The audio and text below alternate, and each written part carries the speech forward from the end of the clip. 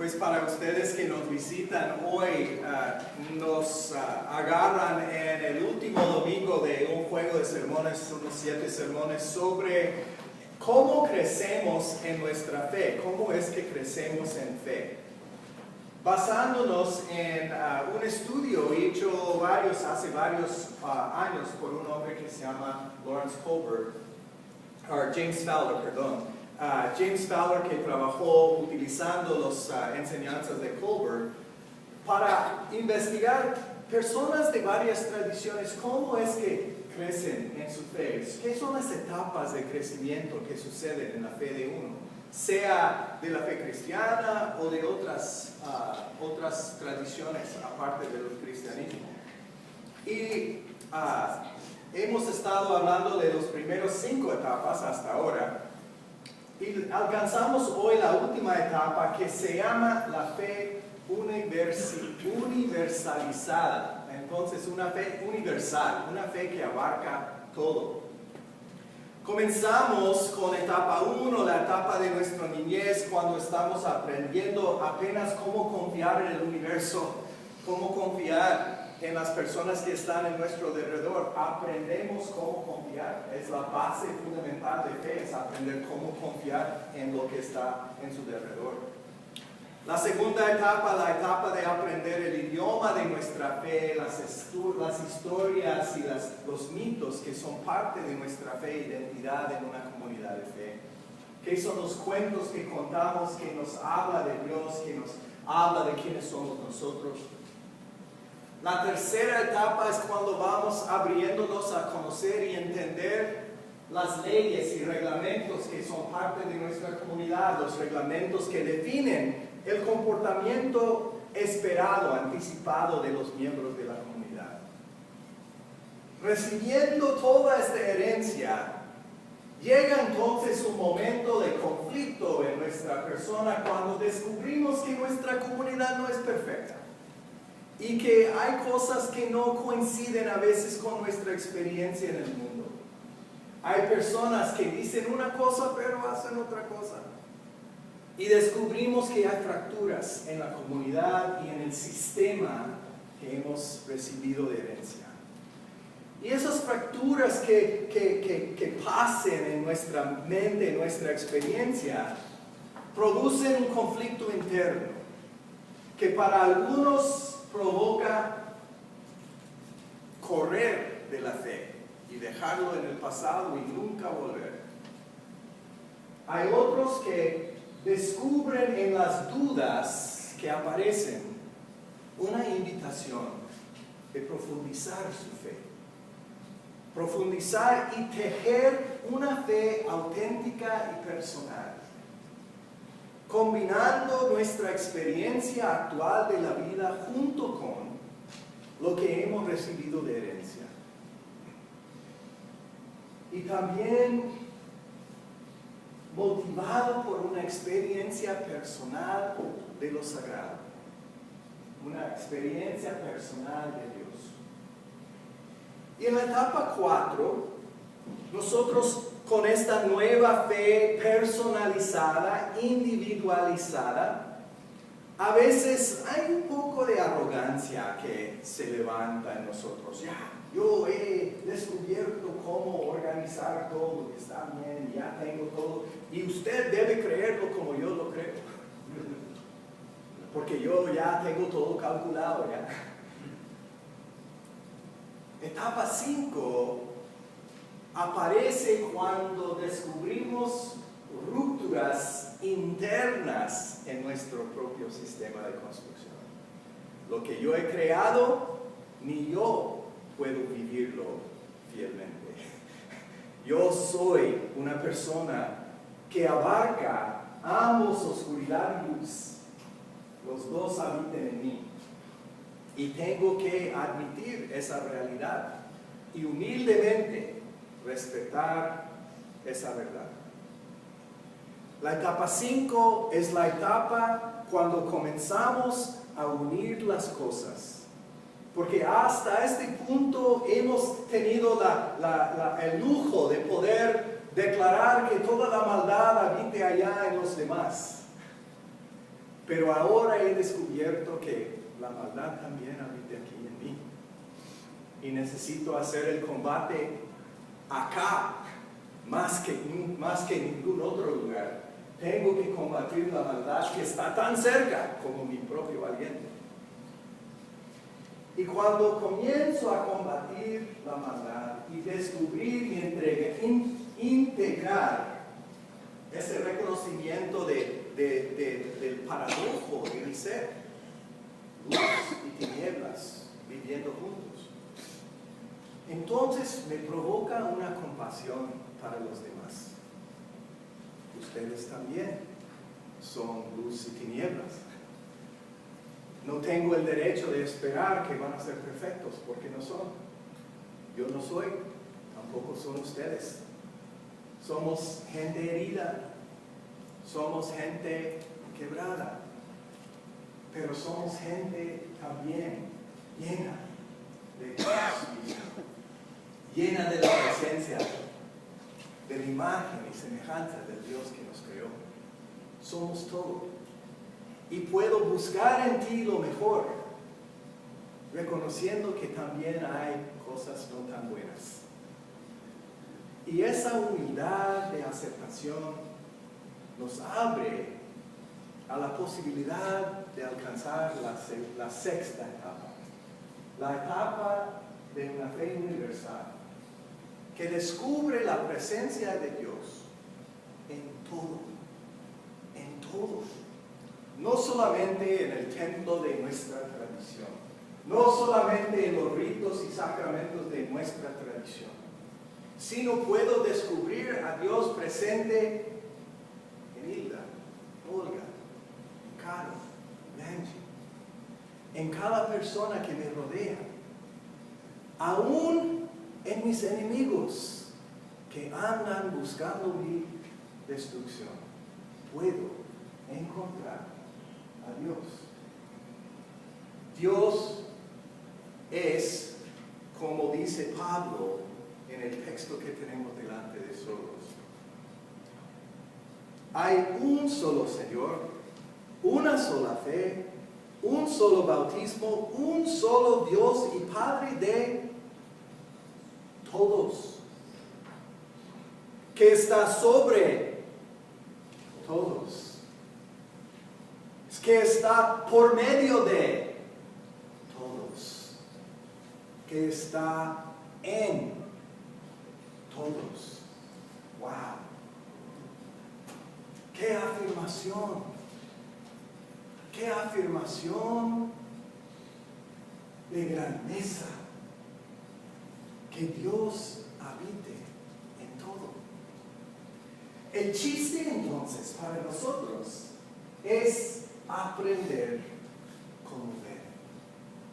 cómo ver con ojos capaces de percibir a Dios en cualquier momento, en cualquier cosa, en cualquier circunstancia.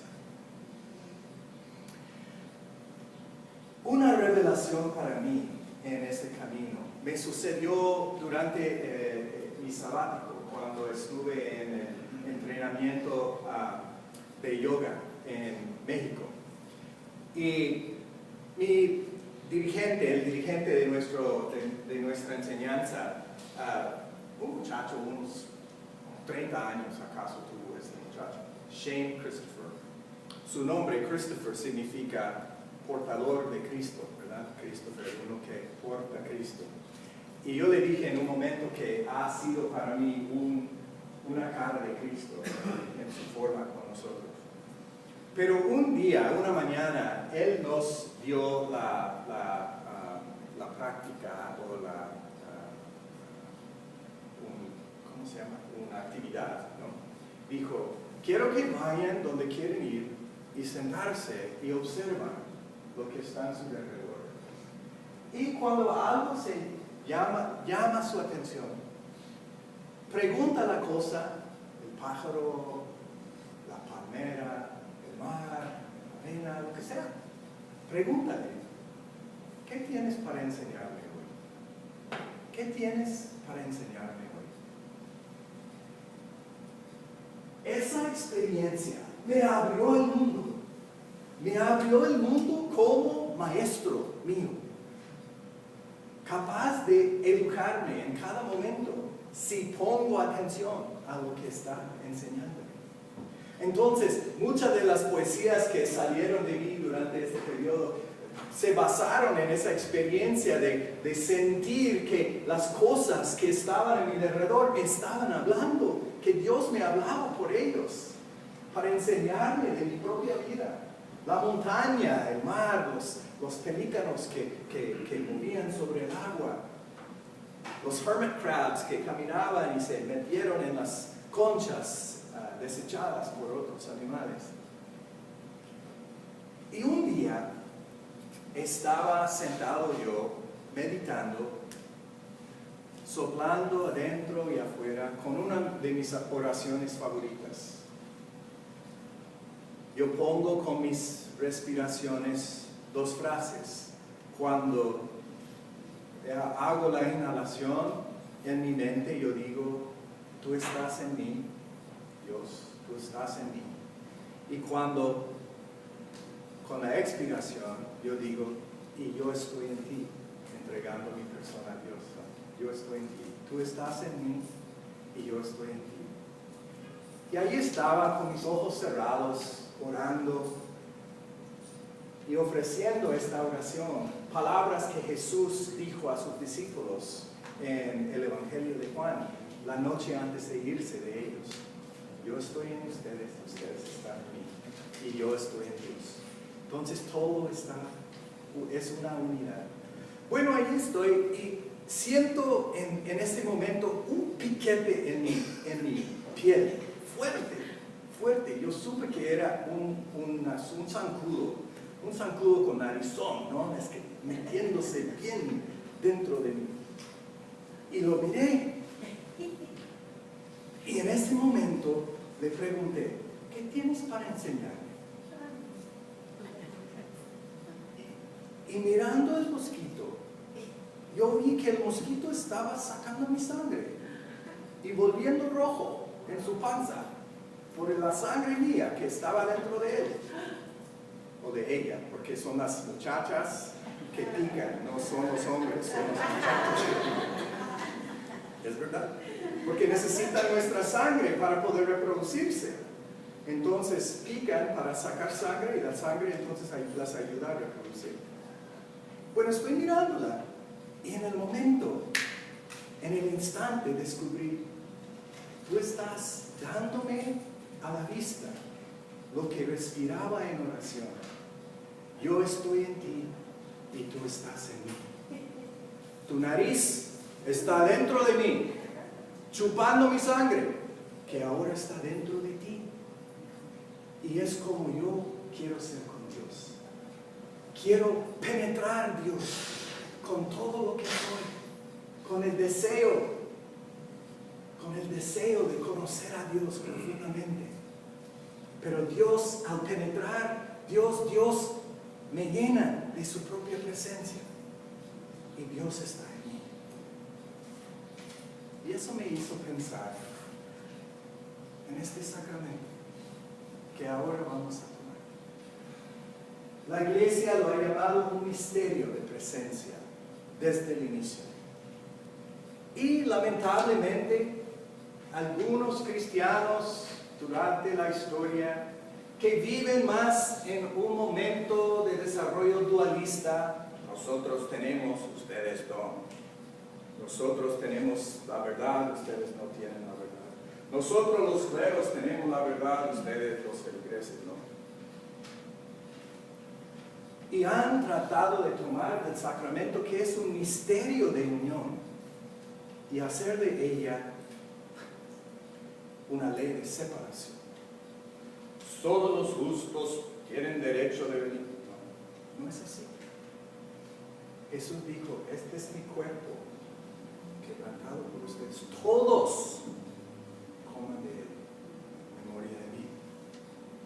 Esta es mi sangre derramado por ustedes. Sangre del nuevo pacto confirmado con mi sangre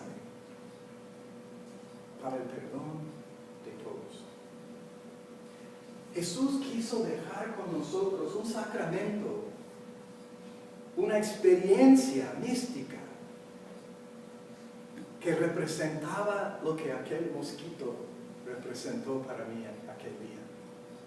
Que Dios quiere habitar mi persona, mi cuerpo.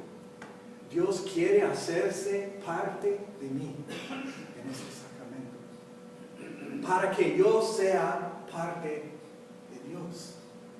Para que yo sea parte del cuerpo de Cristo.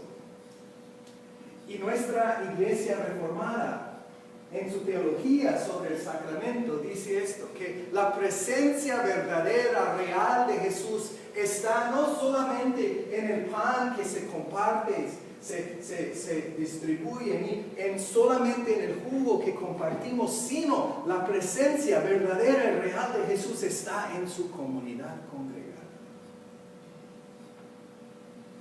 Aquí estamos. Y esta mesa no es nuestra, es de Jesús. Y Jesús quiere ofrecerse a todos, no solo los de Divino Redentor, ni solo los presbiterianos, ni solo los que dicen cuántas palabras. Jesús se ofrece libremente, gratuitamente, porque quiere ser parte de ti.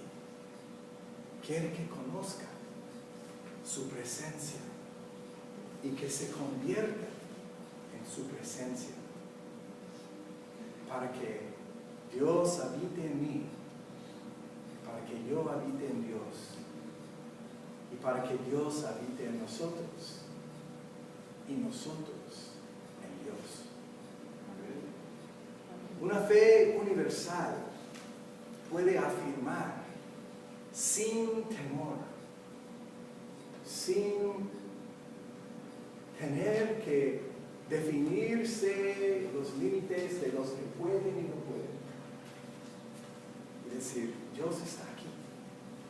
Y Dios está aquí para ti, ahora, en esto y en todo lo que te rodea. Oremos. Dios Todopoderoso, soberano del universo, creador de todo lo visible e invisible. Todo emanea de ti. Todo refleja tu persona. Y todo regresa y vuelve a ti. Eres fuente y origen de nosotros. Y en ti encontramos nuestra razón de ser. Bendice tu pueblo hoy con tu presencia, hecho visible en pan, en cáliz y en comunidad compartida. Tu nombre te lo pido.